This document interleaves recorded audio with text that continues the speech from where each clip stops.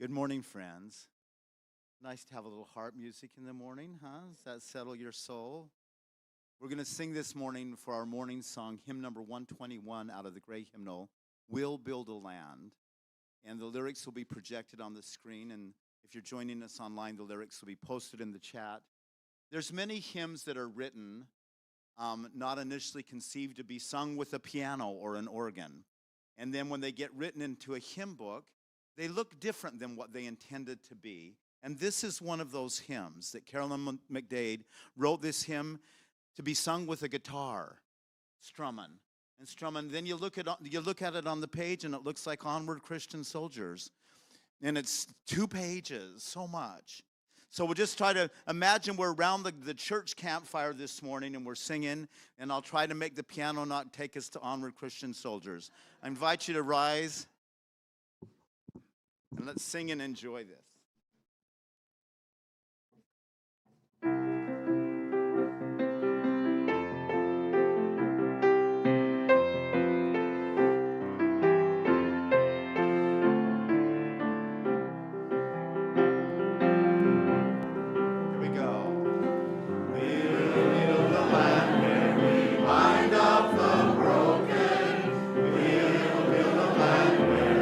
Captives go free.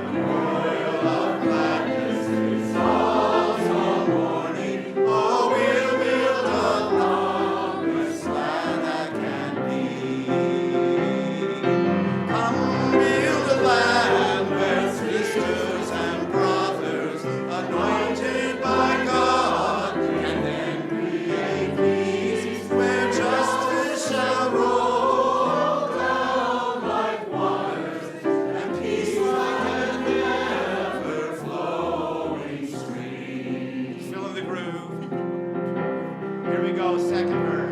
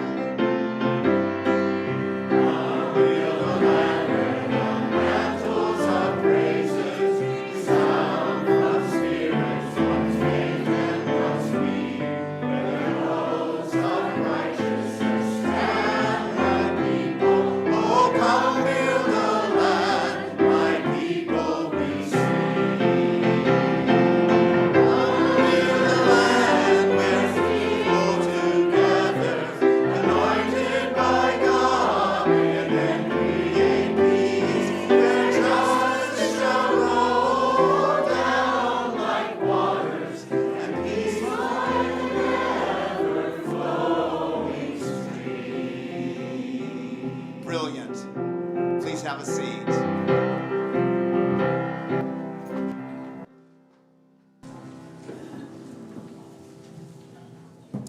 Good morning. Welcome to the Olympia UU congregation. Our community envisions an interconnected world that is loving, just, and healthy. We commit to live out our mission to welcome and wonder, embrace and empower, bridge, and become. Thank you for joining us today. You are welcome here just as you are. Whatever beliefs sustain you, whomever you love, however you understand and express your identity, and in all the ways you are still becoming the person you will be. My name is Ann Colbury. I use she, her pronouns, and I'm a member of the worship arts team. I'm an older woman with dark hair and glasses, wearing a red sweater and embroidered black scarf. Leading worship today is Reverend Sarah Lewis, the Director of Community and Faith Development, Troy Fisher, our music director, and our guest speaker, Peter Jabin. Peter is a pastoral psychotherapist in private practice. He received his Master's of Divinity from the University of Chicago with postgraduate work at the Center for Religion and Psychotherapy of Chicago. Peter is a Diaconal Minister in the Pacific Northwest Conference of the United Methodist Church. He has trained in the facilitation of grief rituals with Francis Weller and others. He lives and works in the Eastlake neighborhood of Seattle with his canine companion, Thatcher. Here are a few things about our service today. We are streaming live on Zoom and YouTube, and the service is being recorded. Those here in the sanctuary can read the mostly accurate subtitles on the screen in front, or if you're online, on your screen. We are a multi-generational community, and we value young ones of all ages. Babies, kids, and teens are welcome in the sanctuary. Over here are comfy chairs and activities so everyone can be comfortable.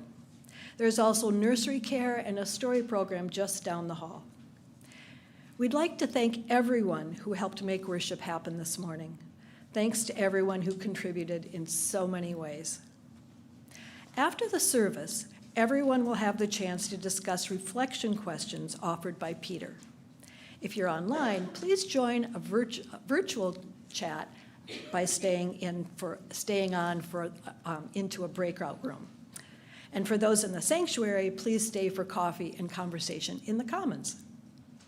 At 11:30, please return to the main Zoom room or here to the sanctuary for a forum from the Legacy Giving team.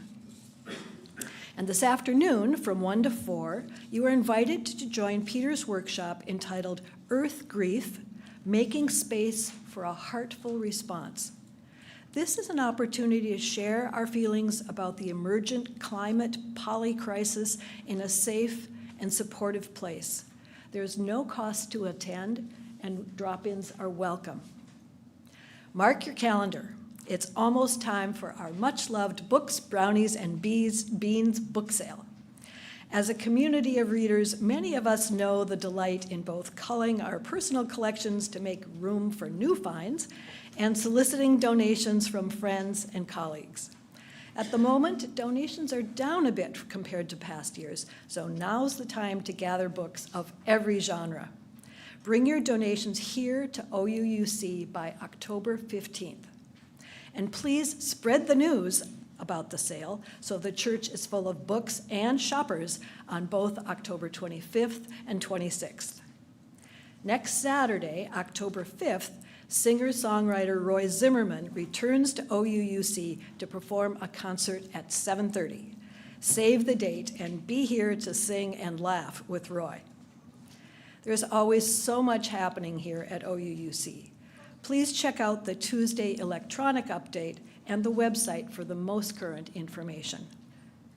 Now, let's open our hearts and minds as we prepare for worship. It is good to be together. Each Sunday, we join UU congregations around the world in lighting a chalice, the symbol of our faith tradition. If you're online and have a chalice or a candle, let's light them together with these words by Lynn Harrison. Committed to respond to the call of a wounded world, we join together this day with loving hearts, hands, and minds. Embracing the interconnected world of earth, water, and air, we light a fire of sustaining hope, ever bright with love and justice. May we bring forth this day new wisdom, strength, and courage to create a new world, not of wealth, but well-being, a world of new peace and abundance for all. As we give thanks for this earth, our shared and singular home, may we dedicate ourselves to its ongoing care, rising to the calls deep within us and all around us. May we respond today and always with courage and love. And we light this candle in honor of Reverend Mary Geer, our settled minister, on her 15th week of sabbatical. We light our candle here each week to sustain our bond with Reverend Mary and to stay present to the spirit of renewal. We know her matching candle will light her way home to us come November.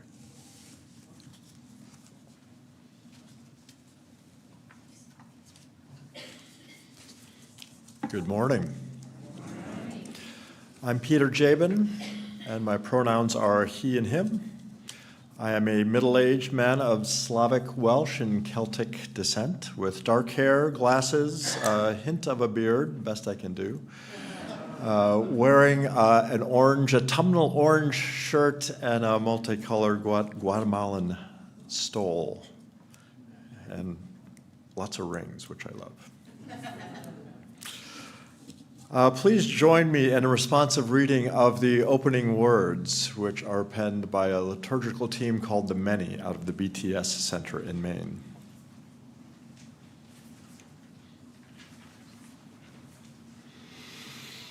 We are here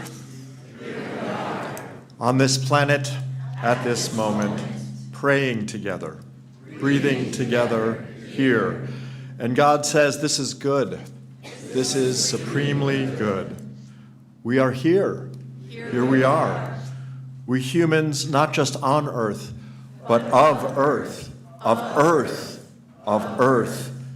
made from dust, born of soil, shaped of mud, children of earth, siblings of soil, together here. And God says, this is good. This is supremely good. Here together, however we can be, hands and hearts and heads, humans of humans, formed from living, breathing soil. We are living, breathing souls on and of the earth. And God says, this is good.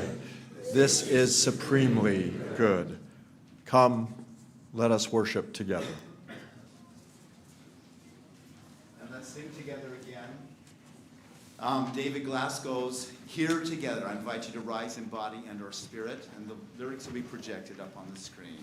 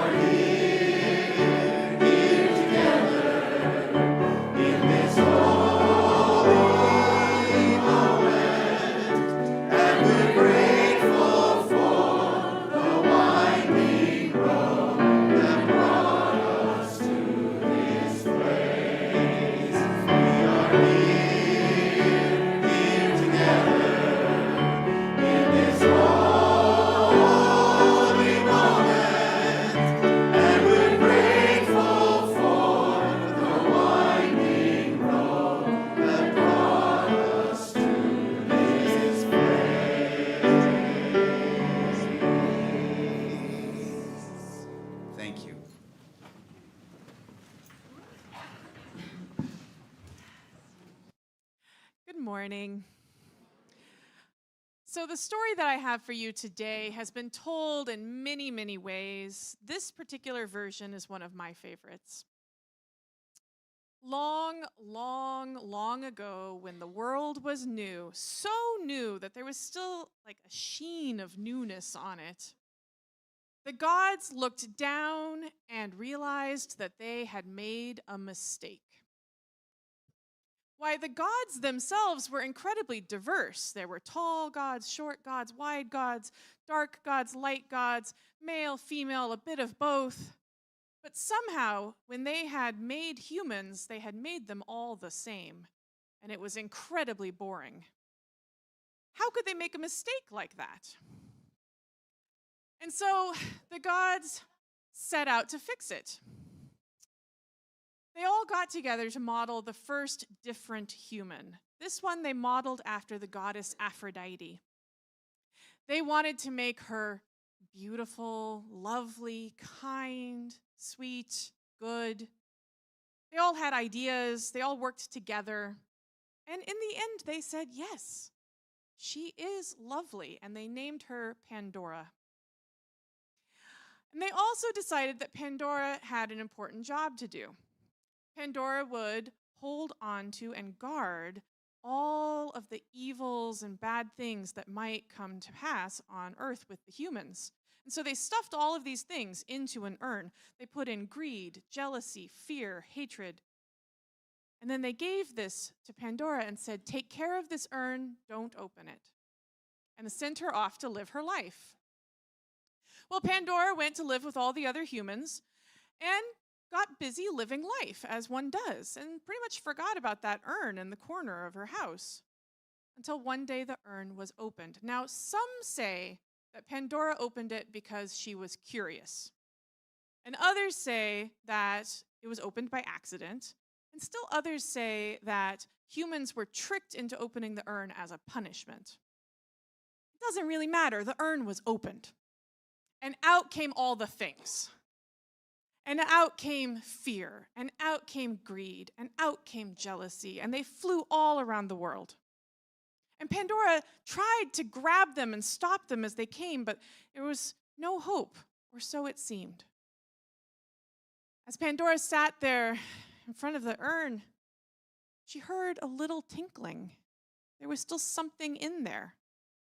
And so she went to look, and looking down into the urn, what she saw brought a smile to her face. Why, hope was there in the urn. And so Pandora let hope out, and as it came forth, it spread its wings, it shone its light, it went all around the world. And truly, if hope could survive in an urn with all the evils of the world, surely hope can also lead us now. Thus ends our story.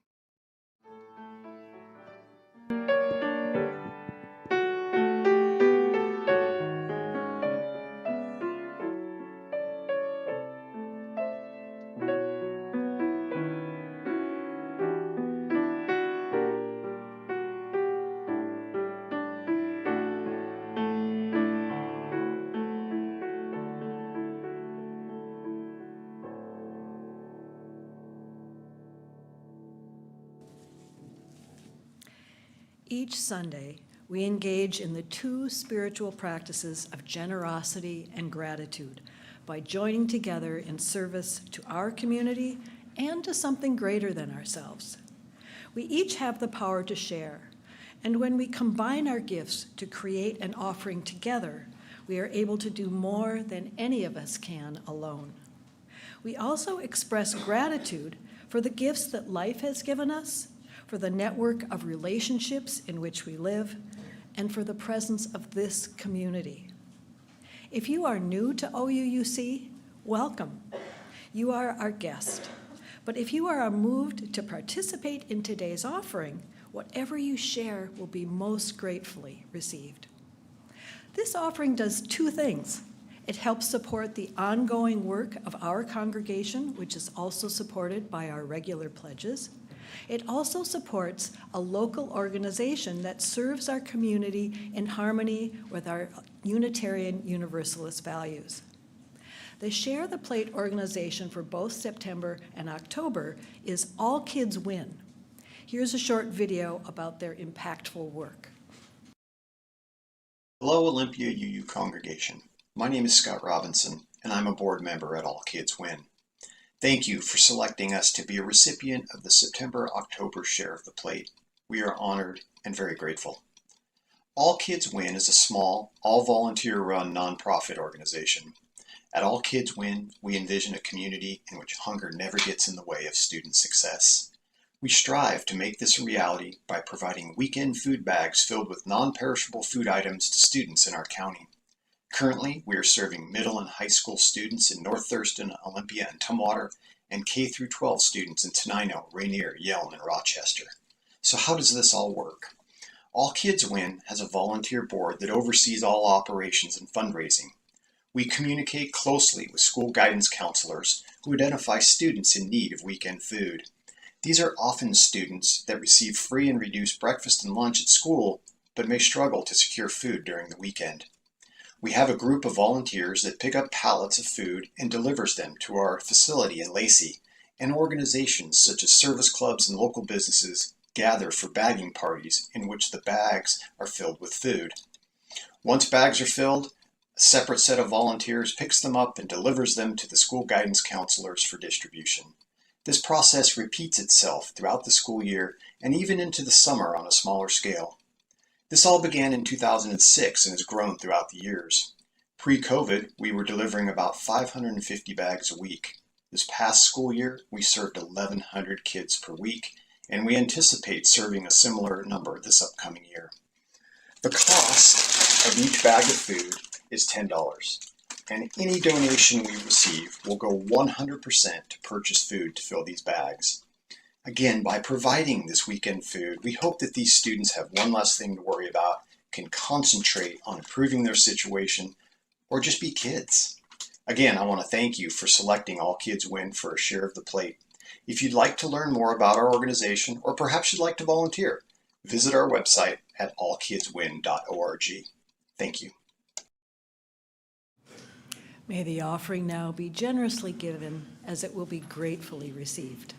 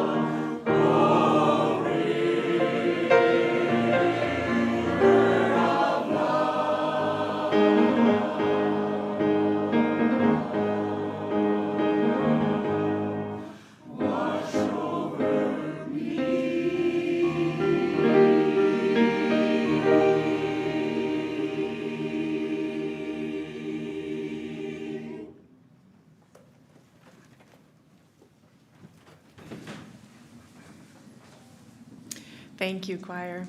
And thank you for your generous gifts. We came together this morning bringing all that is in our lives. Let's open our hearts to the complexity of life as we place stones in the water of community. You will hear a drum beat as we share today. It brings into our awareness that our individual hearts beat, and together we create the heartbeat of community. Right now, I invite you to take a breath as we open our hearts to receive the complexity of all that is in our lives and our communities today. We place a stone for the passing of Jan Spiller. Her daughter shared that Jan passed away peacefully last weekend. She says, "We appreciate all the kindness and friendship to Mom throughout her years at OUUC, and know we are truly grateful of the very special part you had enriching our mom's life." And we place another stone for all who have been in the path of Hurricane Helene, for the lives lost and for those still facing the effects of the storm. For those online, I invite you to share from your heart by entering in the chat. Those in the sanctuary can see your sharing on the screen. And for those in person today, I invite you to come forward if there's something that you would like to bring into this community.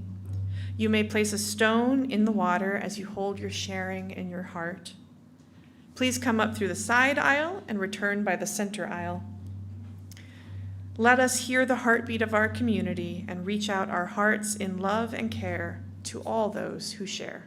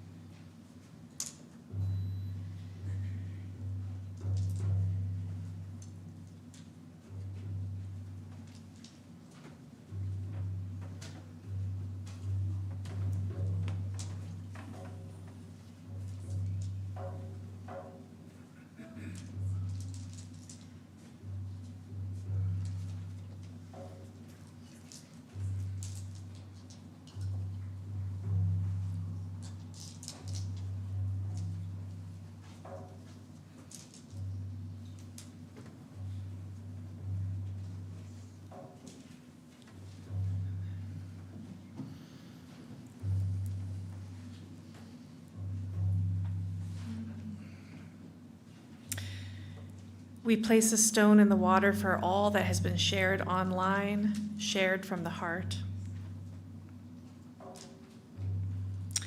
And we will place one more stone in the water for all that we hold in our hearts that remains unspoken.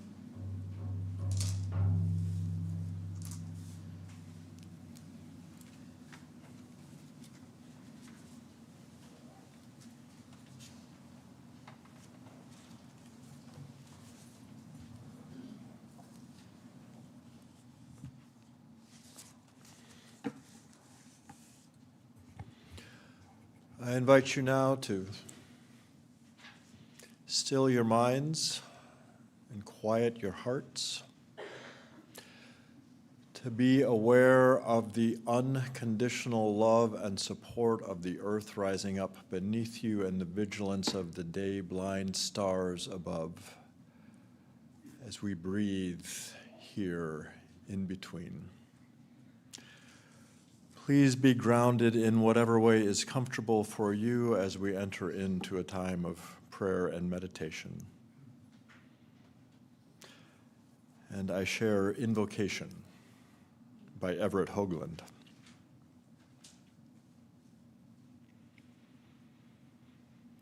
Architect of icebergs, snowflakes, crystals, rainbows, sand grains, dust motes, atoms.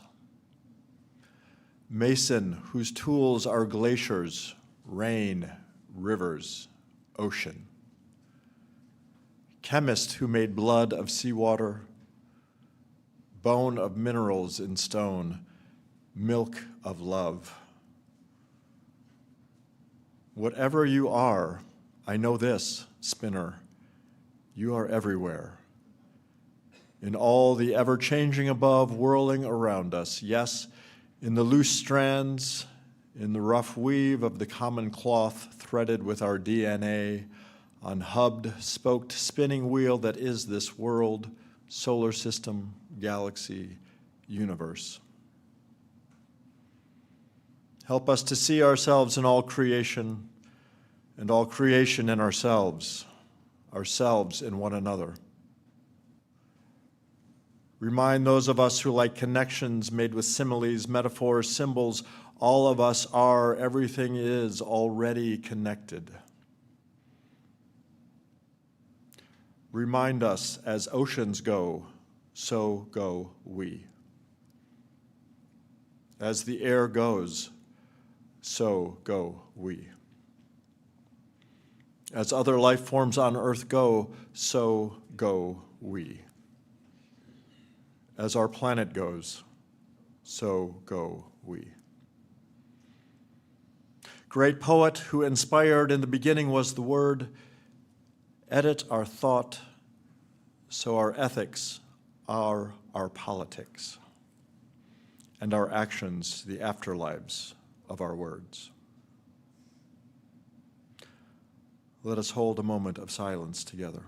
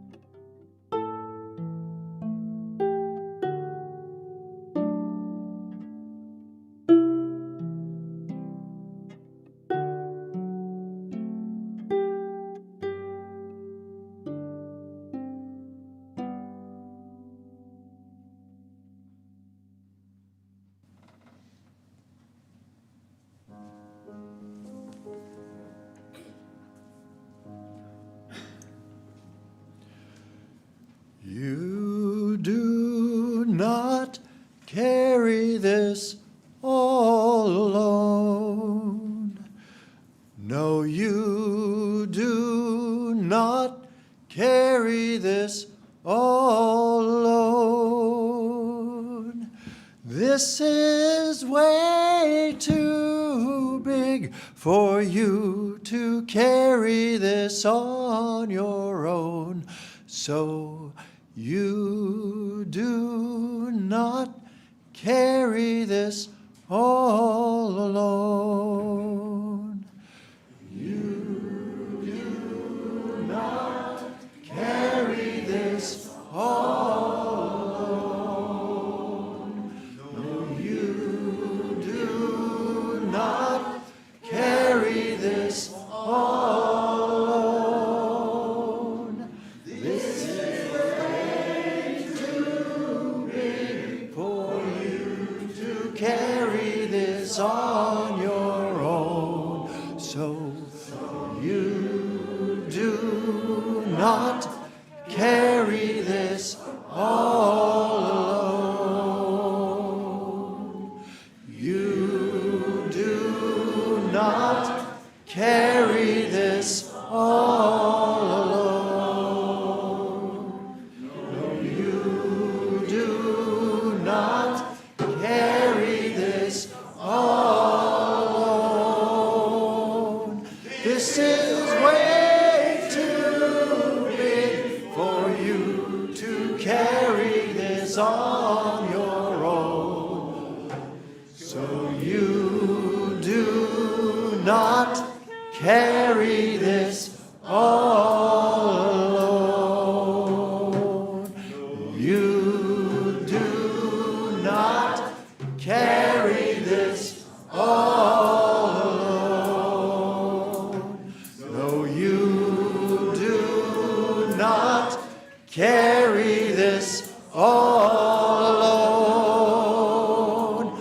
This is way too big for you to carry this on your own. So you do not carry this all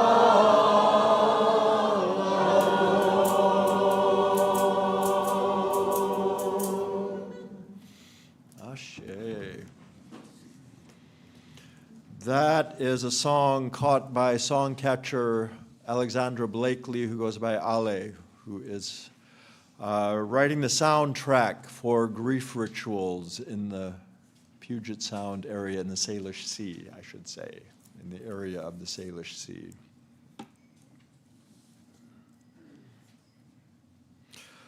This morning, we offer a message that is an impressionistic experience, a collage, if you will. There are so many voices across the ages and today speaking to where we find ourselves in this, I know we are sick of the word, unprecedented time. But truly, we, as a species, have no referent for where we are.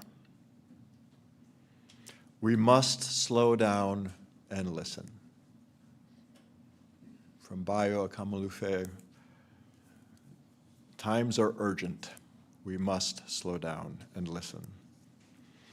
As we do so, may we discern new meanings for the idea and, more importantly, the experience of hope.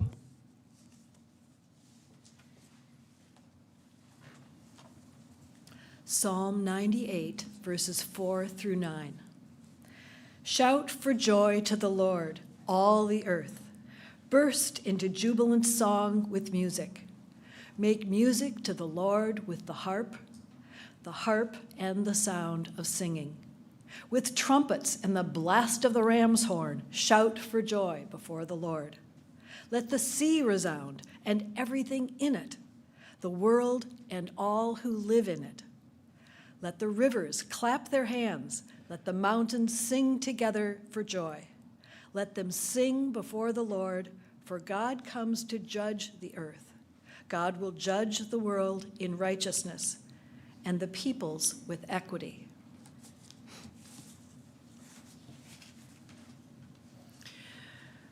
From The Dream of the Earth, written in 1988 by geologian Father Thomas Berry. What do you see when you look up at the sky at night, at the blazing stars against the midnight heavens? What do you see when the dawn breaks over the eastern horizon?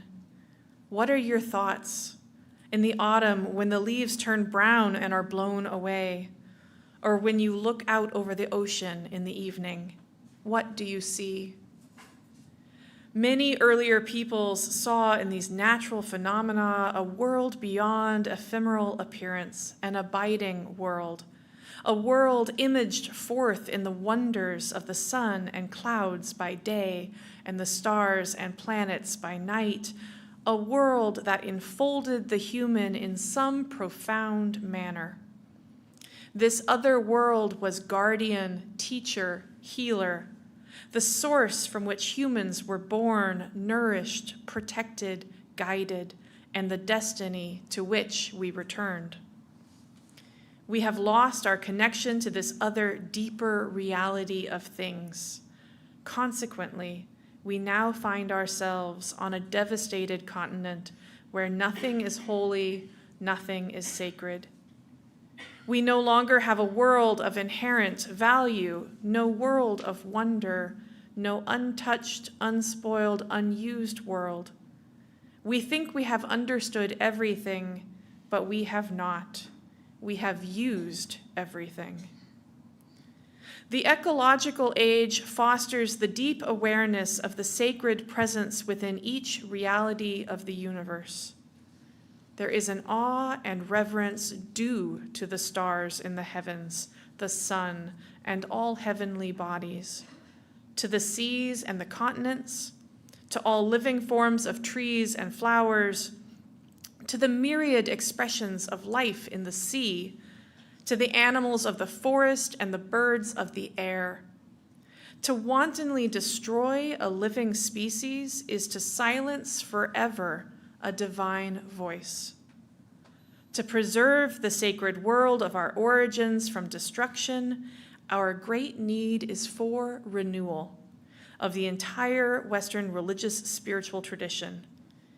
We need to move from a spirituality of alienation from the natural world to a spirituality of intimacy with it, to a spirituality of the divine as revealed in the visible world around us.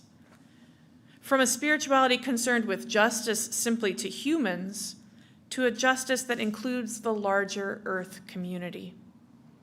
We cannot save ourselves without saving the world in which we live. We will live or die, both physically and spiritually, as this world lives or dies.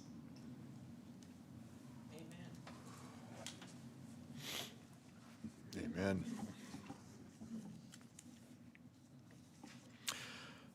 The message that moves the whole world. Potential Energy is a global nonprofit marketing firm creating public demand for climate solutions. They tested multiple framings of 18 different policies addressing climate change with nearly 60,000 people across 23 countries, which collectively account for 70% of the world's population, to answer these questions. Does the world want action on climate? How can we motivate the public to accelerate progress? The data they collected says that fear versus hope is the wrong debate. The big motivator is protecting what we love. The data clearly showed that one message moves the whole world significantly: protecting the planet for the next generation and the generations to come. Despite clear differences in cultural context, stage of economic development, education on the issue, and energy infrastructure, people throughout the world are remarkably consistent on this point. Across every country, love for the next generation was and is the dominant reason for action on climate change.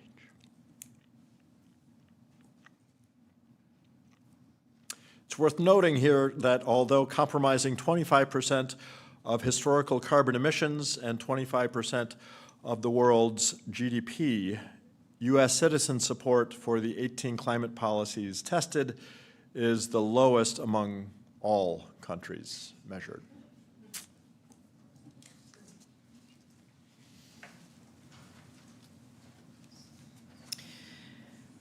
From Red, Passion and Patience in the Desert by Terry Tempest Williams. The eyes of the future are looking back at us, and they are praying for us to see beyond our own time. They are kneeling with hands clasped that we might act with restraint, that we might leave room for the life that is destined to come.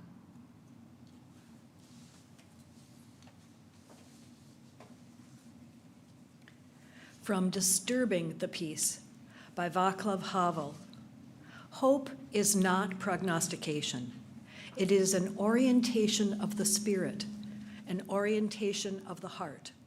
It transcends the world that is immediately experienced and is anchored somewhere beyond its horizons. Hope, in this deep and powerful sense, is not the same as joy that things are going well, or willingness to invest in enterprises that are obviously headed for early success, but rather an ability to work for something because it is good. Hope is not the same thing as optimism. It is not the conviction that something will turn out well, but the certainty that something makes sense, regardless of how it turns out.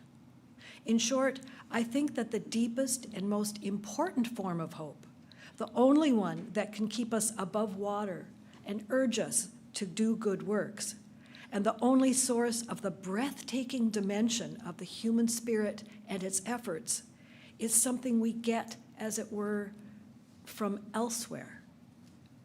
It is also this hope, above all, that gives us the strength to live and continually try new things, even in conditions that seem as hopeless as ours do, here and now.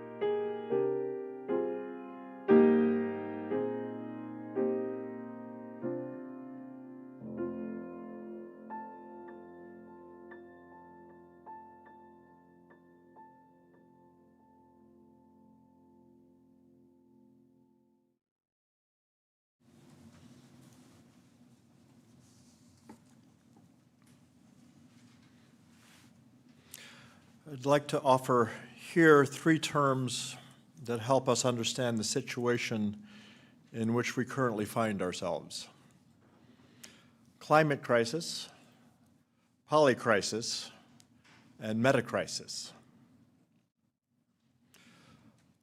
For the moment, climate crisis can be summarized thusly. In 2023, global temperatures breached 1.5 degrees Celsius for a record 12-month period. February 2024 was the hottest month in human history, a full 1.77 degrees Celsius above pre-industrial temperatures. And annual emissions of greenhouse gases continue to increase year over year. We are reaching tipping points that are unleashing cascading effects of climate change. Simply consider this sobering statement from NASA not NASA, not Nassau, NASA, just different. And NASA is not really known to be a, kind of reactionary organization. The effects of human-caused global warming are happening now, are irreversible on the timescale of people alive today, and will worsen in the decades to come. By contrast, polycrisis is a cluster of seemingly disparate crises that interact, entangle, and mutually reinforce one another, leading to more drastic effects than the sum of the parts. This concept has come into common use in the 2020s to refer to the effects of the COVID pandemic, global conflict, inflation, climate change, the unveiling of systemic racism, energy shortages, massive immigration, and the global urge toward authoritarianism. The concept of polycrisis recognizes that all of these are interrelated and entangled expressions of a singular dynamic. Underlying the polycrisis, there is an invisible crisis unfolding within our minds and cultures. This crisis is getting much less attention because it is hard for us to see. That is, hard for us to think. This is the meta-crisis, which has to do with how humans understand themselves and the world. It is a crisis of our mythology, the narrative by which we live, and our epistemology, how we know. As Richard Rohr has said, the narrative course we are on assures us of a predictable future of strained individualism, environmental destruction, severe competition as resources dwindle for a growing population, and perpetual war. We must understand anew, or perhaps in ways very ancient to our species, who and what we are in order to fundamentally change how we act and live. Right? Addressing the meta-crisis, which addresses the only way we're going to address the polycrisis, of which the climate crisis is simply a symptom, We must understand anew, or perhaps in ways very ancient to our species, who and what we are in order to fundamentally change how we act and live.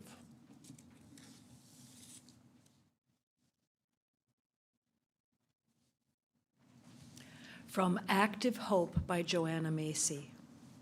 In her concept of active hope, Joanna Macy offers that hope is not an entitlement. It is not something we have or lament of not having. Rather, active hope is something we do. Hope, she explains, is the byproduct of meaningful collective action.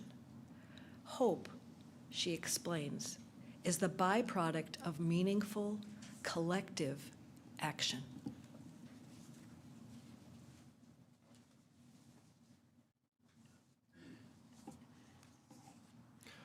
From An Interrupted Life, the Diaries of Eddie Hillesum, 1941 to 1943.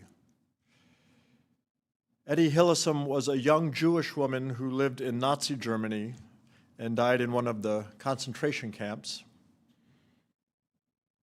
Not long before her death, she wrote this amazing passage.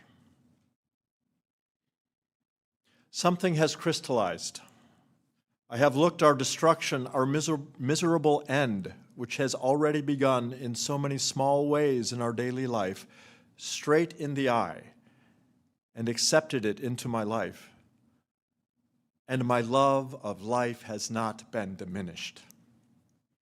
I am not bitter or rebellious, or in any way discouraged. I continue to grow from day to day, even with the likelihood of destruction staring me in the face. I shall no longer flirt with words, for words merely evoke misunderstandings. I have come to terms with life. By coming to terms with life, I mean the reality of death has become a definite part of my life. It sounds paradoxical. By excluding death from our life, we cannot live a full life. And by admitting death into our life, we enlarge and enrich life.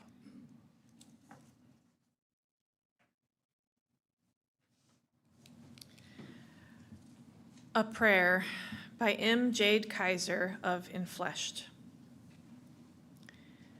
Don't be fooled by the way we tell the story.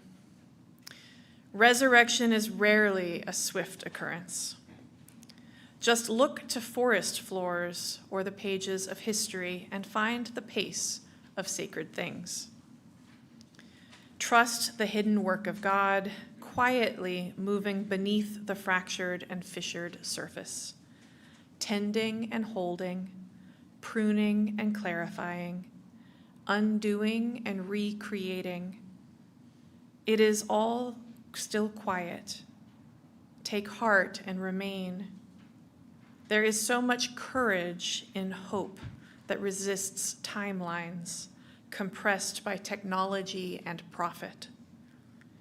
There is so much power in refusing to rush or be rushed, in righteous labors of reorienting and repair. May divine unfoldings be granted all the space they need. May the testimony of freshly budding things strengthen and inspire us. May the wisdom of generations be our teachers, our anchors, our comfort.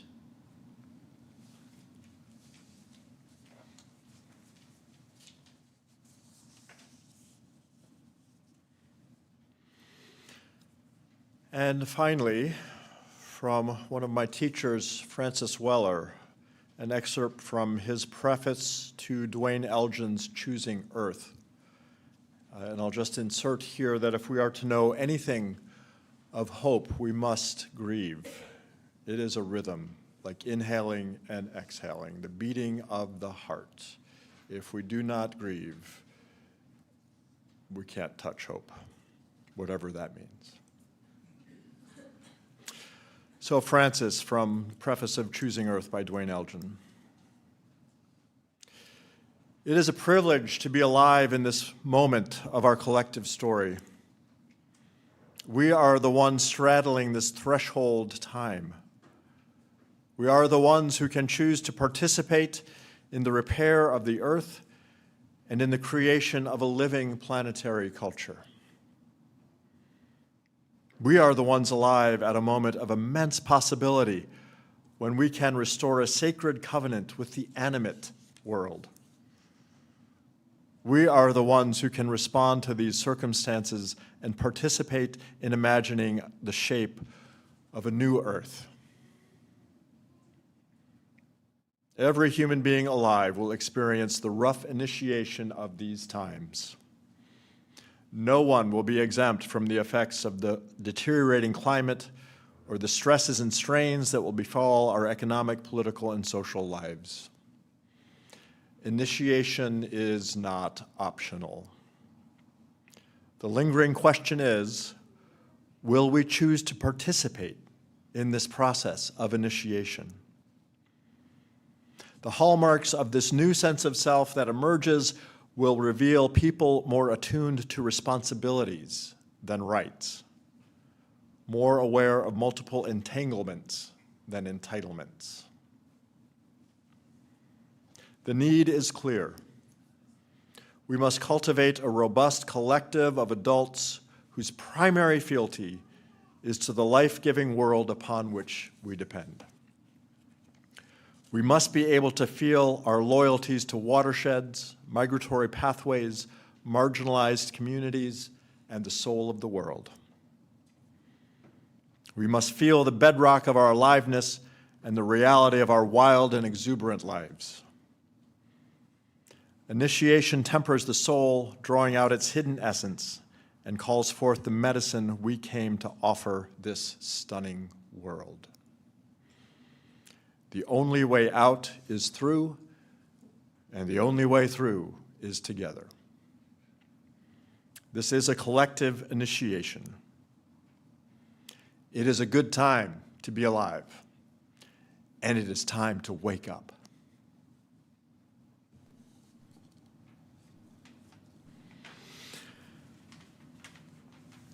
And to end the message, I want to invite you to participate in a responsive affirmation. This is an affirmation that was written by Gail Bradbrook, who is one of the founders of Extinction Rebellion UK. She wrote this in 2023. Do we have...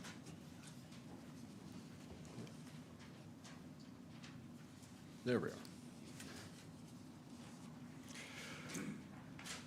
We dedicate our lives to hospicing the systems of domination and destruction, including within ourselves, to resisting harm, to protecting and building islands of sanity, sanctuary, and sanctity. We ask for our arrogance based in separation and fear to be released. We ask for the courage to forgive ourselves and each other. May we remember who we are, feel where we belong, and see with new eyes. May we trust in the mystery, in aliveness, and in love. May it be so. Let's sing together a closing hymn, Here Together. I invite you to rise in body and our spirit. Let's sing together. The words will be projected.